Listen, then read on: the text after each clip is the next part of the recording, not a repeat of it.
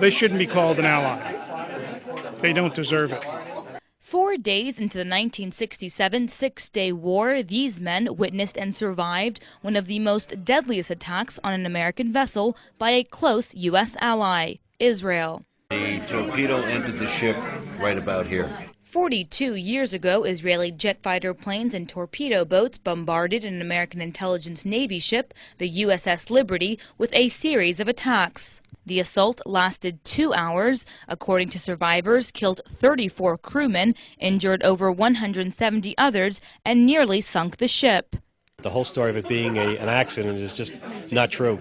Although for decades the Israelis insist the incident was a case of friendly fire, the victims of the attack confirmed the Israelis were fully aware they were attacking an American ship. Israel claims that they were not flying a flag and that was a mistaken identity, but I know for myself that we were flying a flag. A lot of it we believe was covered up, that it was an intentional act by Israel to sink the ship with all hands, no survivors. Why do you think they would have bombed the ship? Their next plan was to attack the Golan Heights. So the troops they had on the Sinai now had to be moved to take the Golan Heights. The fact that the Israelis were massacring Egyptian troops, Egyptian prisoners of war. They had so many of them, and once again, they wanted to move all the troops they could to the Syrian border, and they couldn't handle the Egyptian prisoners of war, so they massacred them. So it's perceived that they thought that we were intercepting the fact that that happened. This is a provocative act of war, would you not agree? Oh yes, definitely. What happened? How did the U.S. react when this happened? USS Saratoga, which was I can't tell you how many miles away, but it was several miles away, launched aircraft to come to our aid once we got the Mayday signal out. And those jets were recalled by McNamara, I believe. They relaunched, and the second wave was called back by President Johnson himself.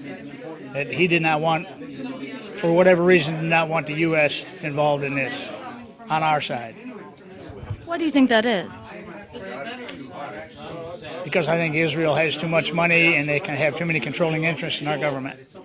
I know there was a conspiracy between our government and Israel at the time, so that's the reason why they didn't pursue it, and why the investigations and the interrogations were done and covered up because of the alliance between Israel and the United States, which I think is wrong. I don't care who they are. You just don't slap a hand for killing 34 guys and wounding over 172 people on board a ship for no apparent reason. As far as I'm concerned, they're just outright murder. And so 42 years after the Israelis bombed an American warship, the survivors of the USS Liberty are still demanding justice.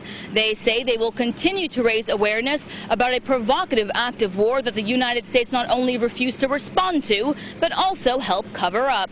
Jahan Hafez, Press TV, Washington.